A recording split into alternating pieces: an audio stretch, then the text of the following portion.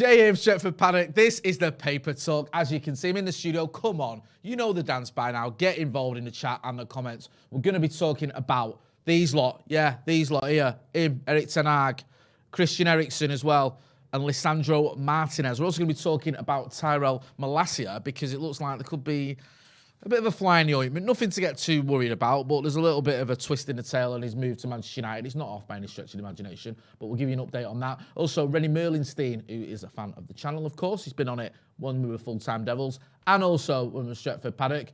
He's been talking about Frenkie de Jong, so we'll get into all that, including some outgoings as well, because we could have a few players out on loan.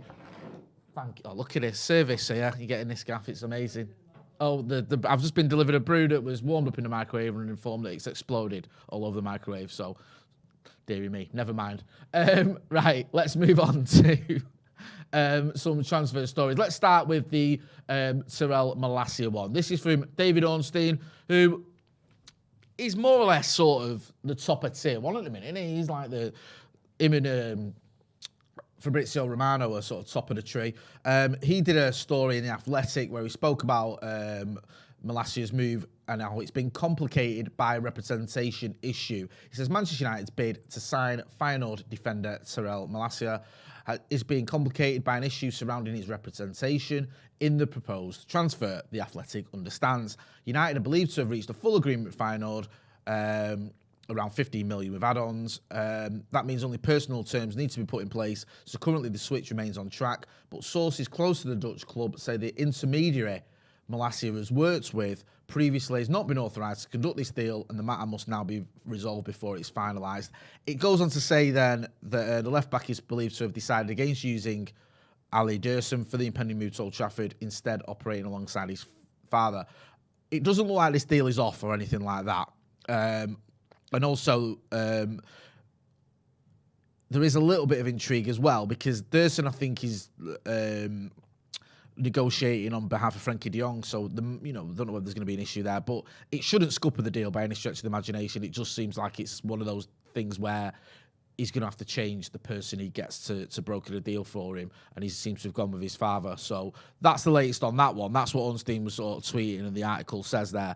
I'll get into some of the comments anyway, because I've not read any out yet. BNA Comedy says, bring Lewandowski. I don't think that's happening. He's going to Barca, isn't he? Liam Knight, great point here, says, morning, Jay, we need a weather report. Mild. I said this yesterday. It's quite mild in Manchester at the minute. I've still got my Parker with me. You might get away with not having it. It's one of them. It's 50-50, whether you're a bit of a gambler or not. Glenn F says, morning, our kid. Morning, brother. Yazza Jaquez says Glazers out always. Yeah, I can always agree with that sentiment. Glenn F says, I hate to be negative, but I have given up listening to anything about Frenkie de Jong. Oh, sorry that. Andy Ward says, congrats, Jay, on being 8 years sober. Yeah, thanks for that as well. Thanks for everyone's support. Calwigi Lamingu, forgive me if I pronounced that wrong, says, Jay, how are you doing? I'm worried about Martinez height in the Premier League. Yeah, this is the thing with Lisandro Martinez, and I will get into him shortly, that he's about, is he 5, what is he, Bag? Is he about 5'10", 5'11"? 5'10", so he's not small, but he's not big, and, there's this sort of opinion that most centre-backs now need to be sort of 6 foot plus, and that you might struggle if you're below average. I mean, 5'10" used to be average, but I think it's slightly below average now. We spoke about this. My feelings on this are, if Erik ten Hag believes he can do a job in the Premier League, I'll back Erik ten Hag. I'll trust Erik ten Hag. So we'll have to wait and see. But yeah, it is a slight concern about his lack of height. But you have to trust the manager, especially when he's not even, not kicked a ball yet under him, have we? Please hit the like button. We've got almost 1,000 people watching, only 100 likes. Let's get to 500 likes. You can do it. Ahmad Hassan says, 21 is coming, lol. You put lol, but I'll tell you what, I watch training videos, right? And I watch, we get rumoured with a few players, and I start thinking like that. And I know it's crazy because we were so far behind Manchester City and Liverpool last season that it's going to take more than a few signings and a couple of training sessions to close that gap. But yeah, it's easy to get carried away. It's just what we do, innit? It's what football fans and United fans do anyway, I do. Let's talk about Lisandro Martinez then, because there was a story this morning. I think this is in the Daily Mail. This is from Simon Jones, and he says, United move into pole position to sign Lisandro Martinez as Ajax demand 43 million and Arsenal see 2 bids rejected and the pull of Erik ten Hag would sway any bidding war for the Argentina defender. Obviously, Martinez worked with Erik ten Hag at Ajax. Arsenal are in for him. Arsenal have had 2 bids, the second bid of which was 38 million quid, been rejected. And now it looks like Manchester United may have the upper hand here because Erik ten Hag obviously can, he knows the player, hopefully he can convince him. And also, United, I think, have yet to make a formal offer. And there's a feeling that when they do, they'll make the bid that is satisfactory to Ajax and there won't be any messing about. You think they'll be able to get a deal done here? We've dealt with Ajax, obviously, with Donny van der Beek. I know the move hasn't so far anyway necessarily worked out, but the transfer was very smooth. And it looks here from these reports that Arsenal have been a bit sort of erratic with these bids and what they've done. The first bid by Arsenal was apparently 30 million, and the second, which was also rejected earlier this week, was 38 million including add-ons. So they lowballed it a bit, hadn't they, coming in with 30 million. I think that was a bit ambitious on their part. If United can go in straight away, first bid, what Ajax want, and obviously the player's willing to come and work with Ten Hag, then we can get that deal done, in theory. You'd hope, relatively quickly anyway. James Woods, who's been a member of the first team for 2 months, thanks for all your support, James, says, Jay, I'm getting close to saying some mad stuff about Ten Hag being the second coming. How many more transfers do you reckon? 5, 6 in total for me. Well, let's just have a little recap where we're up to so far, because it's almost difficult, or not difficult, you can almost forget, can't you, because there's so many transfers going on, you can forget what the current situation is. I think with Eriksen, we're waiting on a decision. It's either us or Brentford. That's the latest. That's been the latest all week, really. United want him. Brentford want him. He was at Brentford last season. There's reports that he does favour United, but he does have an emotional attachment to Brentford. They took a chance on him when he just suffered a cardiac arrest. So you can understand why it's not as cut and dried, and also the fact he's settled in London with his family. I understand all that. So we're waiting to see what happens on that one. It looks like United have the edge, but it's by no means certain that we'll get Christian Eriksen. In terms of Tyrell Malacia, despite the fact that, as David Ornstein's reported, there is a little bit of a twist with the agent he was using not being fully, able to broker the deal or whatever. But that deal should still be able to get over the line for around 15 million euros. So that looks like it's close to being completed. Frenkie de Jong, it looks like the clubs have agreed. It looks like he's happy to come to Manchester United or willing to come to Manchester United. There were reports that he'd prefer to stay at Barcelona. But from what we gather, that deal is almost at any day now, here we go. So you've got those 3. Then you've got Lisandro Martinez. Now, the latest reports on Martinez are that United and Arsenal both in for him. The report that Simon Jones had in the Mail, the one I just mentioned, if you're just joining me, was that Martinez would be happy to come and play for Manchester United because of his relationship with Ten Hag. That could sway him. Also, Arsenal have been lowballing it a bit. 2 offers that weren't good enough. United could do what we did with Malacia, where Leon went in with a bid that wasn't big enough, and United went in with one that was. Learn from that and just go straight in. Big bid that's accepted. Happy days. We could do that with Martinez. So there's 4 players, potentially. Of those 4, I'd say 2 are pretty much certain. 2 are 50-50. I think that would be or maybe slightly edging towards United. So you could have 4 players there. If you could get those 4 deals done, and it's a big if you can get those done within the next week, then that gives you a good chance of getting another deal over the line before the end of the transfer window. Possibly Anthony. Anthony's a player we've been linked with. Anthony apparently is pushing for a move to Manchester United. You think that the price that was being touted was around 40 million. That's doable. I know there were reports that Ajax wanted around 70 million. That ain't happening. I don't see Manchester United spending more on Anthony than we're spending on Frenkie de Jong. I don't see spending 70 million quid on Anthony, to be honest with you. He's a good player. He's had a good season, 8 goals, 4 assists. He ain't worth 70 million. Not yet, anyway. He might be one day, but he's not. And I think for United to go and spend 70 million on him it'd be ludicrous. It'd be like Ed Woodward type transfers, where you're massively overpaying for a player who almost you could argue it's not quite certain how he'll fit in the Premier League. You'd fancy him to do well in the Premier League, but it's by no means definite because he's never played in the Premier League before and he's had a good season at Ajax, which doesn't necessarily mean it can do, but doesn't necessarily mean he'll shine in the Premier League. So we'll have to wait and see. That could be your 5 signings. That could make sense. And I think, listen, I would love United to go out and buy a centre-back, a right-back, a left-back, we were on for a left-back, another DM, a striker, this, that, and the other. I'd love us to go and buy like 7 or 8 players. But you have to be slightly realistic as well. A new manager, how many new players is he going to want to bring in? Is he going to want to bring in 7 or 8 players? He might not want to. He might want around 5 players, 5 new players coming into his squad, especially if those players are going to be vying for the first team places. And that might be why he thinks like he's comfortable with. I've got 5 new players. I could bring in a couple of youngsters like the likes of maybe Garnacho or the kid Fernandez or whoever, and I can work with them as well. Maybe Garner sticks around after his loan move last season to Nottingham Forest. So you've got these new players coming in or coming through the ranks or, coming back from loan. And then you've got the 5 signings you've made. Maybe that's enough for him. We'll have to wait and see. Listen, none of them are done yet anyway, so we can't get too carried away. I'll get into some of the chat and then we'll talk about loanees in a minute. Tony Barry says, do you think Anthony will want a move considering his Brazil teammates in similar position all getting big moves? Rafinha, Jesus, Richarlison. Very good point, that, Tony. Rafinha, I think, could be going. He's got some reach choices, hasn't he? Is it either Chelsea, Barcelona, or who else was Arsenal looking at him as well? Jesus has gone to Arsenal. Richarlison's gone to Spurs. So they've all got moves. Maybe.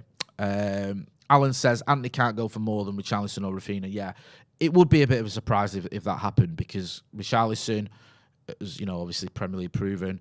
Rafinha is a bit older, but also Premier League proven. So, yeah, you'd have to sort of question it if Manchester United went out and spent more on Anthony than the likes of Spurs were paying for Richarlison. Augusta says, I think no new striker this window. I can see Ten Hag using Ronaldo and Martial. A couple of seasons ago, Anthony Martial, the number 9, was doing really well. 23 goals, good number of assists, good on the ball, good to watch. When you watch Manchester United playing with the likes of Martial and Rashford playing off him and Greenwood or Dan James or whoever, it looked to work well. Obviously, he's had 2 pretty bad seasons. He had a poor season a couple of seasons ago where I think he managed 4 or 5 goals. And then he went to Sevilla and just didn't work out at all. I think he got 1 goal in the Europa League, none in La Liga. Him and Lopetegui didn't really seem to get on. He was quite critical of him on it. So, yeah, maybe Ten Hag looks at him and goes, I can get a tune of you. There were reports that he could actually be going out the door. I don't know. We'll have to wait and see. Obviously, with Cristiano Ronaldo being 37, you can't just rely on him. You need other options. I wouldn't be surprised if we never see Mason Greenwood kick a ball again for Manchester United. Charlie McNeil, who I rate, is probably another season at least away from being in the first team. Rashford doesn't really play down the middle, does he? And there's talk of him wanting to be given a chance on the left-hand side. Anthony Elanga, I don't really see him as a striker, and I certainly don't think he's quite there yet. So, yeah, maybe it does happen with Martial. I'll have to wait and see. Andrew Naker, for your super chat, says, worried as I thought right back was more an issue than left back. Be interesting to see what happens at right back. Yeah, there's these clips, weren't there, of Aaron Wan-Bissaka doing like basic training. Everyone getting excited, and I'll be honest with you, I get a bit excited when I see these training clips, even though they're completely meaningless. Maybe Ten Hag does still feel he can get a tune out of him. Maybe feels like he can get a tune out of Diogo Dalot. We'll have to wait and see. Should we talk about our loanees who could be heading out the door? This was a report in Forbes. And it says that you can see it, United trio set for loan. And according to this, and this has been reported again in the Evening News based on the Forbes article, says that Facundo Palestra, Tahith Chong and Amad Diallo are poised to leave the club on loan again this summer. Now, with Tahith Chong, he's been linked with a move to Feyenoord. Now, I don't know if that could happen or could, be sort of facilitated any easier because of the Malacia deal. I'm not sure. I mean, he started off his academy career at Feyenoord, didn't he? So maybe there's something in that. I think I'm just having a look, and there's an update here.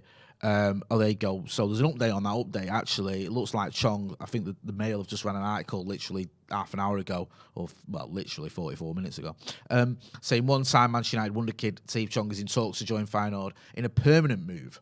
So that actually could be a permanent deal rather than a loan move, according to the latest reports. He joined us from Feyenoord when he was 16 in 2016. Hasn't really worked out for it, has it, for Chong? I think he was a little bit overhyped, so it's not his fault. I think people like, he's the greatest, young player ever, all this nonsense. In his cameos in the first team, did okay. Didn't really do a lot, if I'm being honest. Loan moves, I think he went to Werder Bremen, went to, is it Bruges? Went to Birmingham, did better at Birmingham, but then picked up an injury. He's not really had the loan spells we want. So a move back to Feyenoord would seem to make sense. Plus, he's 22 now, which he's not a spent force by any stretch of the imagination, but he's not a kid anymore, is he? When you're 22, people are looking at you to do things. When you're 19, 20, 21 even, maybe you go, okay, he's still developing. Let's be a bit patient. I think that time's running out. I wouldn't be surprised if he gets a permanent move. Maybe Ten Hag fancies him. I doubt it, though. Scott Harrison says, love you, Jay. Hardest work at Stretford Paddock. Thanks for that support. We all work hard here at Stretford Paddock. Thanks for the super chat and the continued support as well, Scott. On the other loan moves I spoke about there, Amad Diallo, he went to Rangers, didn't he? Did all right. Bit disappointed for the kid that he didn't get a chance in the Europa League final. I don't think he got off the bench. He could be on another loan move there as well. Well, not to Rangers, but just on another loan spell. And also Palestra went to Alaves last season. Again, he looks like someone who could benefit from a loan move. I mean, it's weird with Facundo Palestra, isn't it? Because he's 20. He plays for Uruguay. He's had a few games for Uruguay. And I know he's not he's not nailed on. He starts every game, but I think he's got 6 caps for Uruguay. So he is an international, a full international for them. Hasn't really done anything for Manchester United so far. He's played in a couple of friendlies. Went to Alaves, played 21 games last season, or 23, I think, in total.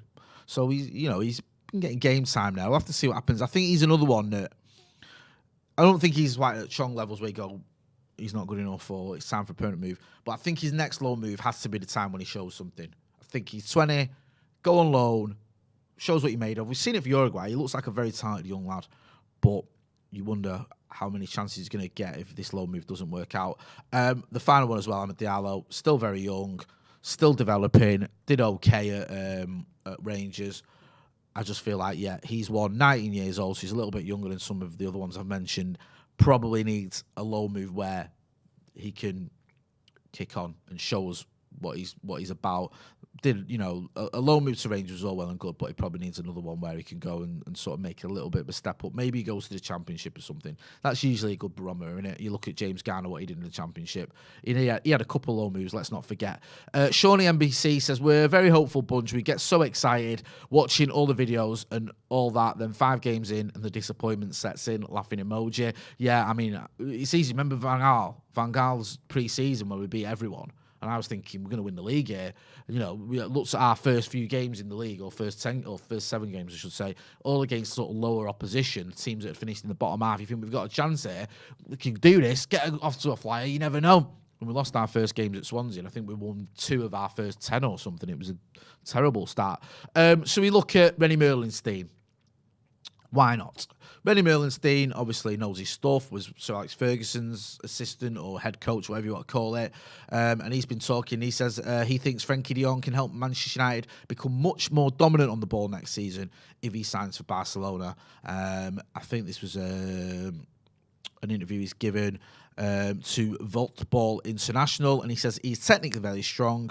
That should also be a lot better at United. If you look at the statistics, that the opponent regularly has more possession would have been unthinkable with us. Frenkie can help them to be much more dominant. But you do get Frenkie out of another league. In Spain, the ball doesn't go through the air. Everything goes over the ground, just like in the Netherlands, but at a faster pace. The Premier League is a different story. In the Premier League, you can't just play your own game every time because opponents are also constantly strengthening themselves with very good players. He knows his stuff, Rennie. We had him on the channel. It was great listening to him on the channel. One thing he spoke about when he came on the channel that stayed with me was he spoke about the sort of the rhythm of your play when you're playing and you've got the ball and that rhythm. And he's been lacking on it. United have looked so disjointed over the last year where there hasn't really been any rhythm to our play. It just seems like we've had these moments and little bits and Ronaldo does something or, maybe one of the 2 other players just have a little spark, but it doesn't really feel like there's been much of a rhythm to our play. Hopefully with Erik Ten Hag coming in, the way he likes to play, the fact that, he does have this idea around playing the right type of football, the way he did that at Ajax, and hopefully getting the players in that he wants, starting with Frenkie de Jong, then we can see something a bit more exciting at Manchester United Football Club. I'm going to leave it there. Hit that like button before we go. Almost at 300. Let's get to 300 likes. Come on, we're nearly there. 297. Come on, we can do it. We've got loads. There we go with it, 300. We've got loads of videos coming up. We're also having the brew later on. I think Ryan Hopper's going to be there for that one. So make sure you are hitting like, share, and subscribe. I'm Jay Marty. This has been the Paper Talk. Thanks for watching.